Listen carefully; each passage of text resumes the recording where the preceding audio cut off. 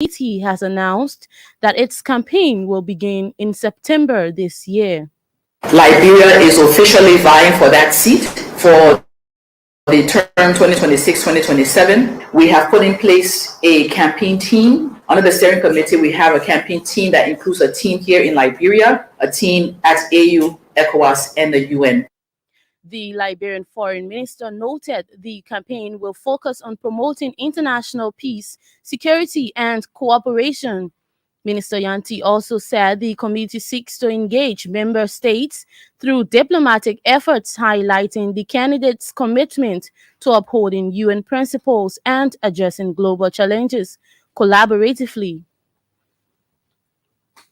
Meanwhile, Foreign Minister Sarah Yanti has disclosed that Japan is expected to hand over 3,000 metric tons of rice to Liberia next Tuesday. Minister Yanti said the consignment is part of Japan's Kennedy Round Food Aid Program. The Dean of the Cabinet said the contribution is aimed at supporting food security and nutrition efforts benefiting thousands in need. She noted that the aid symbolizes Japan's ongoing commitment to humanitarian assistance and international cooperation. Making the disclosure Wednesday at MICAT press briefing, the Liberian foreign minister also said move is to strengthen bonds and foster goodwill between nations involved.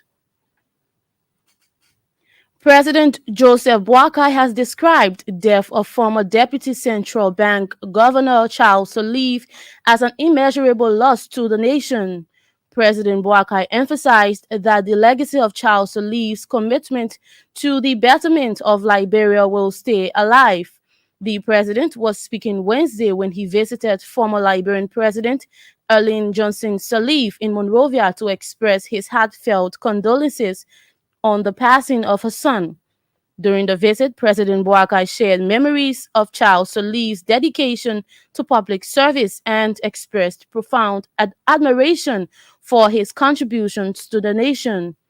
In response, former President Ellen Johnson Sirleaf expressed on behalf of her family much appreciation to President Boakai for the timely visit and prayers for her family.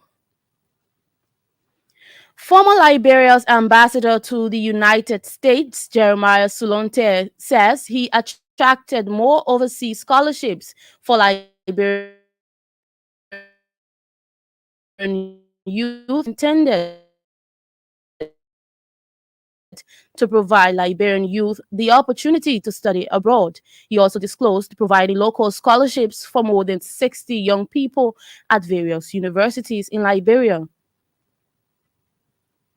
The former U.S. ambassador said he established several networks to build Liberia's image and was instrumental in attracting support from the U.S. government towards the fight against Ebola in 2014. Ambassador Solonte, who also held oversight in Canada and Mexico, said he was able to establish a regime where Liberians in those countries could have easy access to obtaining their passports.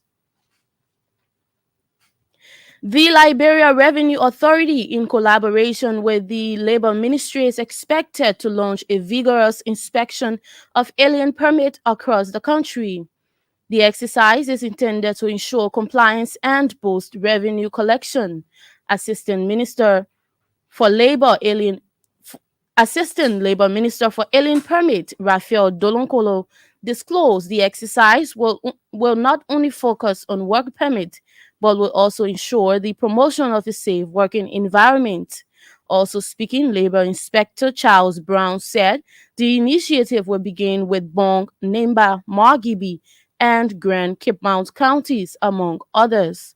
LRA Manager of Analysis and Assessment Accounting, Josiah Farr, said LRA role is to verify receipts and ensure government revenue is secured throughout the process. Normal operations have resumed at the Cocopa rubber plantation in Nimba County following a peace dialogue with local leaders. It followed intervention by the county district 8 and 2 representatives. Recently, some traditional people stopped the operations of the company for reportedly failing to pay rental fees to the affected communities. But following the interventions by the two lawmakers, the company has assured residents to adhere to its obligations soon. Meanwhile, local leaders and residents thanked their lawmakers for the intervention. Police in Nimba County have launched a manhunt for one Isaac Mark for allegedly raping a 14-year-old girl and escaped the scene. According to our correspondent, suspect Mark, a motorcyclist, was caught abusing the victim on a football field and rescued by a passerby. The rape survivor was taken to her family and rushed to the hospital where medical report indicates that she was tampered with. Meanwhile, the mother of the victim is appealing to the police to apprehend the suspect to face justice. And Salapi Farming Group Chief Executive Officer is appealing for support to increase cassava production in Foyalofa County. Peter Austin disclosed ongoing cultivation of 5.2 acres of land by his organization and is desirous of expanding the production. The Salapi Farming CEO is quoted as hiring 30 persons who are working on the farm. Mr. Austin said the group has embarked on the expansion of the cassava farm to complement the nation's staple food, rice. Grace Molayezi there with that news. Grace will return later at the top of the hour with foreign development. You're listening to Newsline, a full hour of the most reliable news coverage anywhere in Liberia. Now to the other stories. Now, government has strongly dismissed reports that former Chief Justice and others were given compassionate leave. Deputy Information Minister for Technical Services, Daniel Sando, termed the report as false and misleading, while cautioning those involved to desist. The Deputy Information Minister for Technical Services made the disclosure or clarification Thursday at the regular MICAD press briefing in Monrovia. This morning,